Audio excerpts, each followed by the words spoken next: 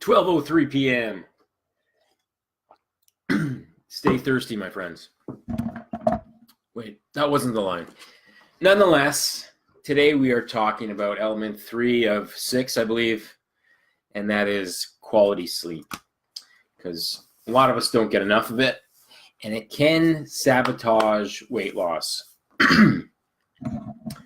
So before we get too deep in here, I want to make sure I open the floor. If you have any questions at any point, drop them in that comment box, please, even if it's not related to sleep.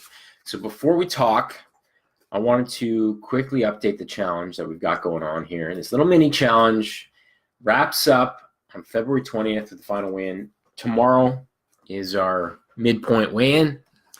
So you'll post your scale weight with an update on how much you've lost to this point.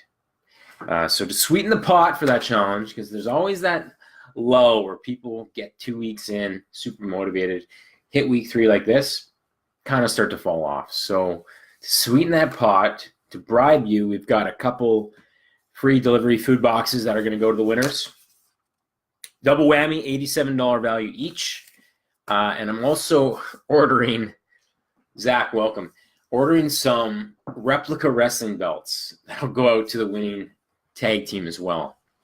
And then there'll be one more surprise announced in a week or two's time. So enough incentive to stick to your goals and eat right and lose the most weight, because there is benefit to winning. Not just pride, which stands for a lot, men's former champion pride, but also some goodies, right? Food delivery box and wrestling belts that your wife will love when you put on the mantle.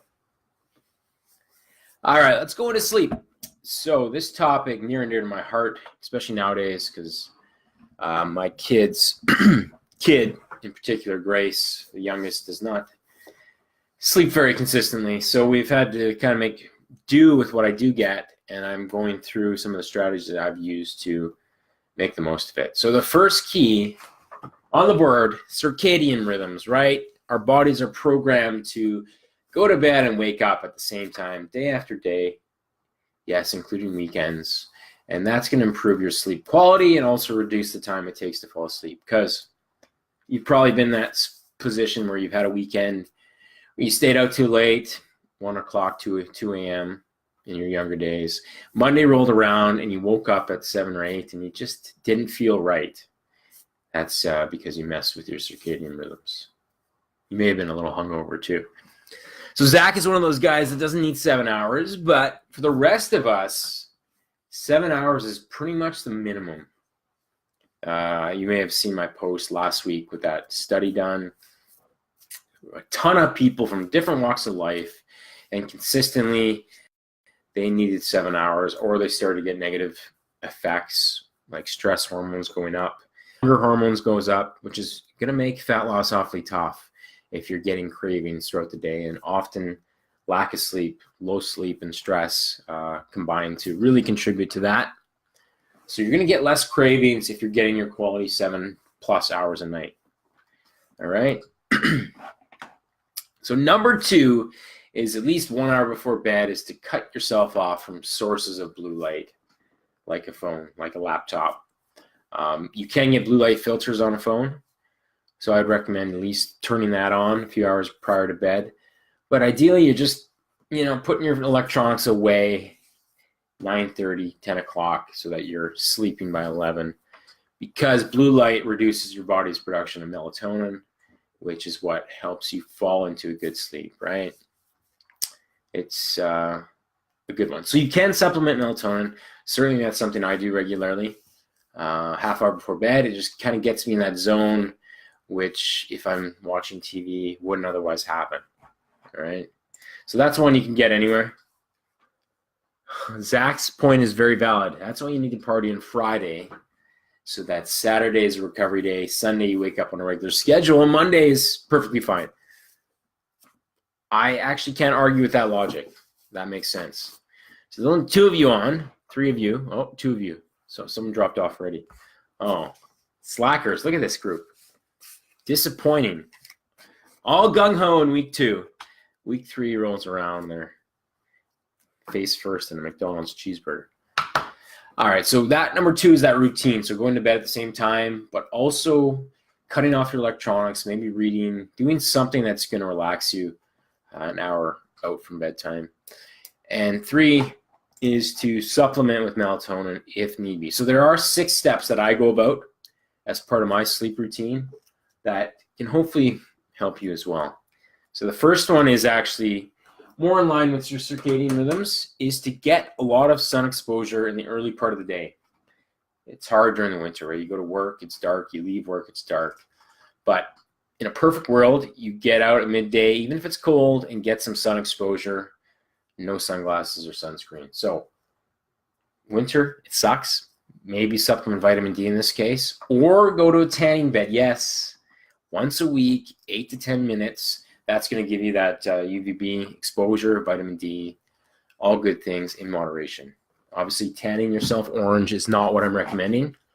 Not your best idea either. All right. Number 2 is to consume your last meal at least 2 hours out from bedtime.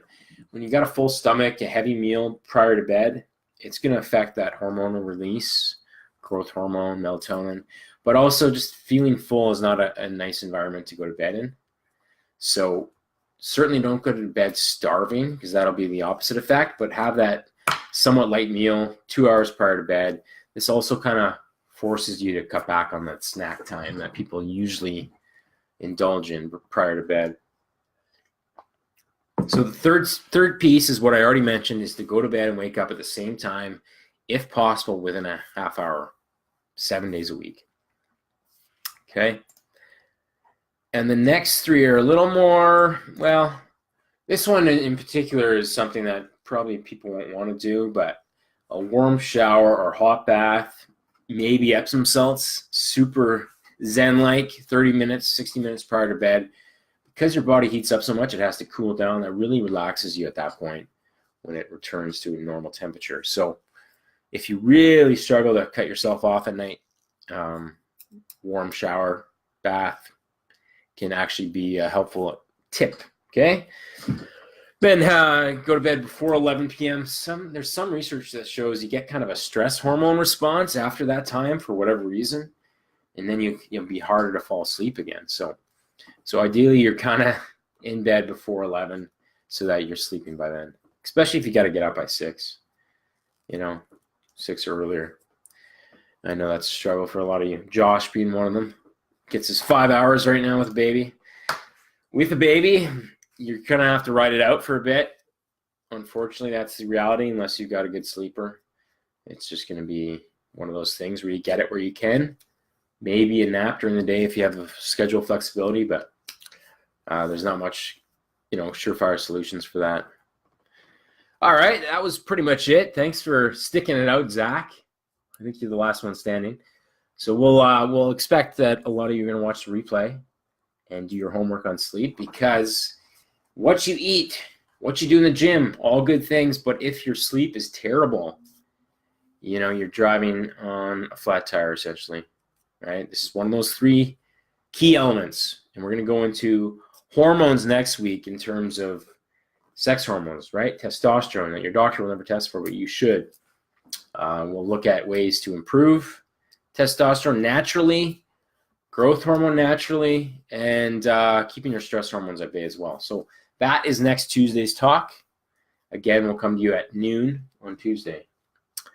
Noon Central Time. Okay, guys, so weigh-in is tomorrow again. Make sure you post them. I will message you relentlessly until I see them, because there are delivery food boxes up for grabs. And replica weight belts, wrestling weight belts. That seems like enough incentive for me. So that's it. We'll talk to you tomorrow.